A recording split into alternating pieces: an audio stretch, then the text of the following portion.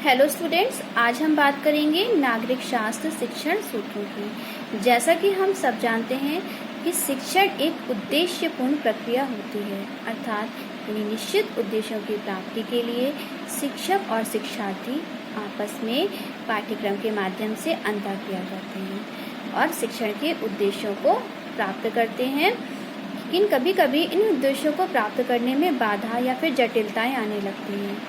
जटिलताओं और बाधाओं को दूर करने के लिए शिक्षाविदों ने अनेक प्रयोग किए और प्रयोग करने के बाद शिक्षण सूत्रों का निर्माण किया, जिससे कि शिक्षण अधिगम प्रक्रिया को सरल, रुचिकर और प्रभावशाली बनाया गया। नागरिक शास्त्र विषय का शिक्षण करते समय भी शिक्षण को प्रभावशाली, रुचिकर और आकर्षक बनाने के लिए इन शिक्षण सूत्रों का प्रयोग किया जाता है। हम जानेंगे कि नागरिक शास्त्र विषय में किन शिक्षण सूत्रों का प्रयोग किया जाता है। सबसे पहला, ज्ञात से अज्ञात की ओर, यानी कि proceed from the known to the unknown. दूसरा, सरल से जटिल की ओर, यानी proceed from the simple to the complex.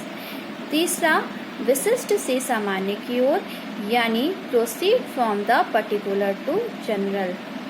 चौथा, अनिश्चित से निश्चित की ओर, यानी proceed from the uncertain to the certain.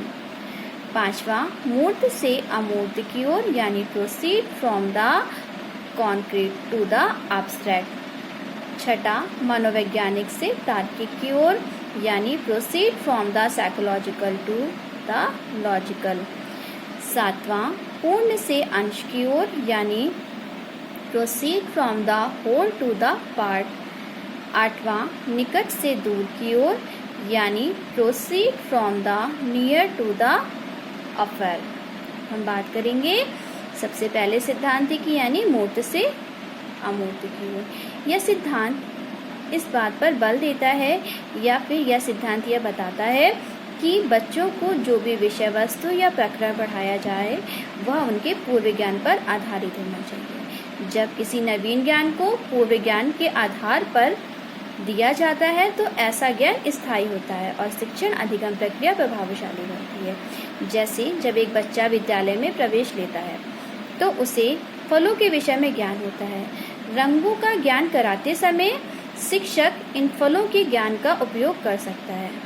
उदाहरण के रूप में हम देख सकते हैं कि एक बच्चा यह तो जानता है कि यह सेब है कि केला, लेकिन सेब लाल रंग का होता है और केला पीले रंग का होता है। इसका ज्ञान जो है वह विद्यालय में ही कराया जाता है। इस प्रकार जब नवीन ज्ञान को पूर्व ज्ञान से जोड़ा जाता है तो सीखने में सरलता होती है और शिक्षण जो होता है वो प्रभावशाली होता है।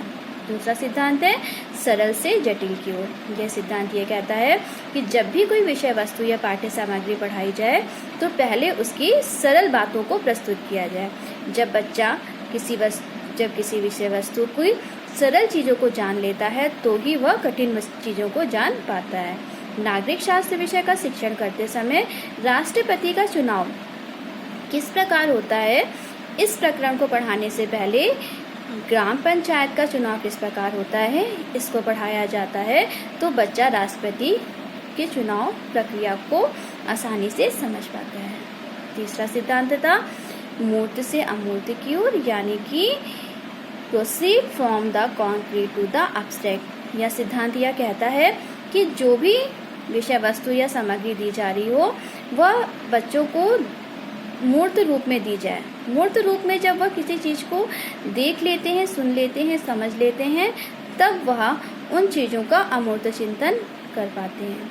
इसलिए जब भी ज्ञान दिया जाए या शिक्षण किया जाए तो वह पहले मूर्त रूप में हो और उसके बाद उसे अमूर्त रूप में प्रस्तुत किया जाए। चौथा है मनोवैज्ञानिक से तार्किक की ओर। यह सिद्धांत यह कहता है कि जो भी प्रकरण या विषय सामग्री छात्रों को पढ़ाई जा रही हो वो पहले मनोवैज्ञानिक नियमों के आधार पर प्रस्तुत की जाए, यानी कि उसमें प्रेरणा, रुचि और बच्चों की क्षमताओं को ध्यान में रखकर उसे प्रस्तुत किया जाए। उसके बाद उसे तार्किक रूप में जोड़ा जाए।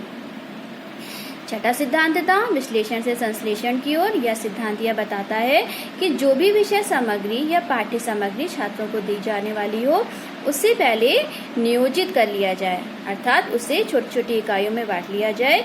इस नियोजन के बाद बच्चों को जो जानकारी दी जाती है उससे वह विषय सामग्री का या प्रकरण का विश्लेषण कर पाते हैं और विश्लेषण करने के बाद वो उन प्रकरणों का या उस ज्ञान का विश्लेषण करने में सक्षम हो पाते हैं।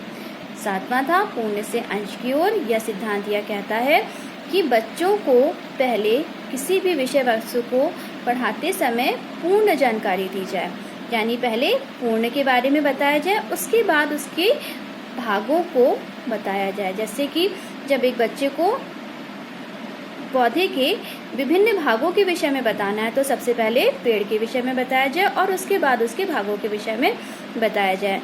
इसी प्रकार नागरिक शास्त्र में जब हम ये बताते हैं कि भारत की शासन व्यवस्था लोकतांत्रिक शासन व्यवस्था है तो पहले ये बताया जाए कि लोकतंत्र के क्या क्या गुण या आधार होते हैं और उसके बाद भारत की शासन प्रणाली या शासन व्यवस्था के विषय में बताया जाए। अगला सिद्धांत था अनिश्चित से निश्चित की ओर, जो कि ये बताता है कि बच्चे के पास जो ज्ञान होता है वो अनिश्चित होता है और अपरिपक्व होता है, तो इस ज्ञान को पहले अनिश्चित और अपरिपक्व ज्ञान और अनुभवों को पहले निश्चित किया जाए, पहले बताया जाए या फिर नियोजित किया जाए और उसके बाद इस ज्ञान को निश्चितता की ओर ले जाया जाए। अगला सिद्धांत था निकट से दूर की ओर। यह सिद्धांत यह कहता है कि बच्चों को पढ़ाते समय पहले विषय सामग्री को उन तथ्यों